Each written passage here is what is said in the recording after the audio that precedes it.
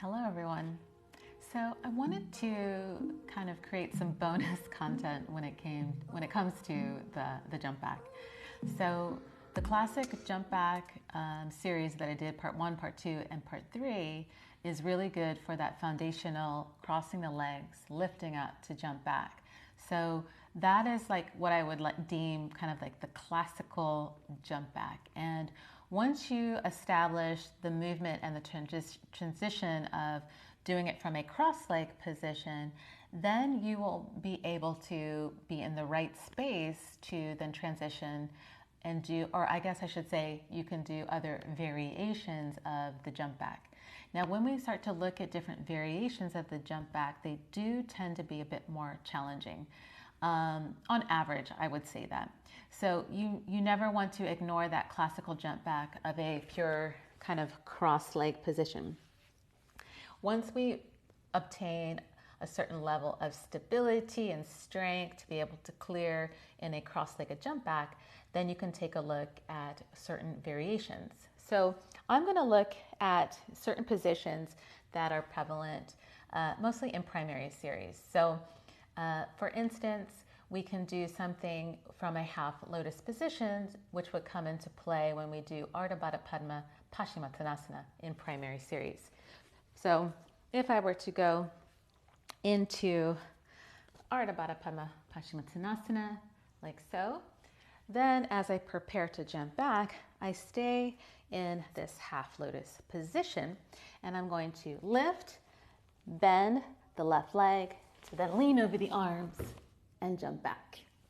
Okay, so that is a certain variation out of Ardha Baddha Padma Paschimottanasana that we can do to jump back. And when this leg is extended and we bend it, that's where quite a bit of that core strength comes into play.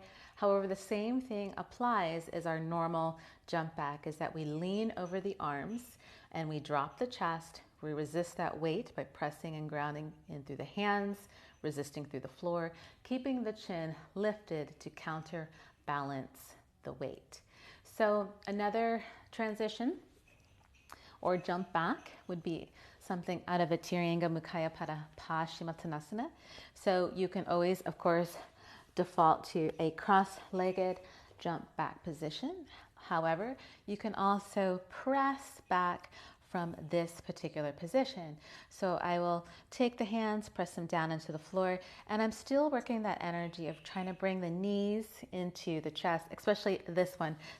The straight leg will extend outward, and then I will keep pouring the weight into the arms, folding the left leg to continue the follow through of the jump back. So again, I'm going to lift, take the leg back to jump back. Okay, so, and when I do that, hopefully you notice that when I bend the opposite leg, I really draw the knees together. I really bring the feet together. So that's an important alignment where we're drawing the weight of the body toward the center line of the body and also drawing it close in. And that will always make it feel lighter. If the legs are more apart, the energy will kind of teeter to one side or the other, and also create a little bit more stability, and it will feel heavier actually. So we want to try our best to make things feel as light as possible when we do these transitions. So another thing would be if we're doing our Marchasana A or D. Okay, so let's see, like whether I do A or I'm twisting in D when I come out of the position, it's going to be very similar to the Ardha Baddha Padma Paschimottanasana transition. I will keep my left leg into half lotus, and then I'll just draw this leg in to jump back. Okay, so that's another way to jump back. I wouldn't recommend jumping back in this way if you have issues with the knees or if you're blocked in the hips. I would just really default to a normal cross-legged position. Now the other jump back I wanted to address is the lotus position whenever we're in Padmasana. jumping back from Padmasana. And that also I find, in comparison to the classical cross-legged jump back, Padmasana can be a tricky one. It could be a little bit heavier. However, if you've worked with the jump back for quite a few years, it's going to be definitely time, if you have not already, to work the jump back from a lotus position. So when you're preparing to jump back from a lotus position, just make sure your toes are already behind the arms, because sometimes if we're coming through and they get stuck, it stops the flow as you try to bring the legs back and the chest forward to prepare the jump back. So I really point the toes and then make sure they're already behind the arms. However, with that said, there's still going to be very much an inhale lift. So I am drawing the knees still and the thighs as close to my chest as I possibly can, to just really pull that weight in, to then pour the weight forward, chest down, chin up, to then take the legs back. And essentially, when we jump the legs back, it might seem a little bit intimidating at first to shoot the legs back out of lotus, but if you just kind of practice from a seated position and just pop your legs out, they tend to flow out quite easily when you just release that lotus position. Okay, so when starting, I also bring my knees up a bit too. So the toes are already behind my arms. I'm really also kind of squeezing my lotus slightly into that center line position.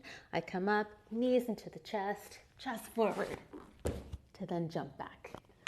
Okay, so I just wanted kind of to just demonstrate some of the other ways that you can jump back out of certain postures, which you can, just creates a little bit more like fluidity in the practice, a little more streamlined, where we can kind of be already in the position that we've just done, or what we've just finished, and then just flow into that jump back, but still stimulating that strength that we have, still lifting in the way that we would do in a cross-legged jump back.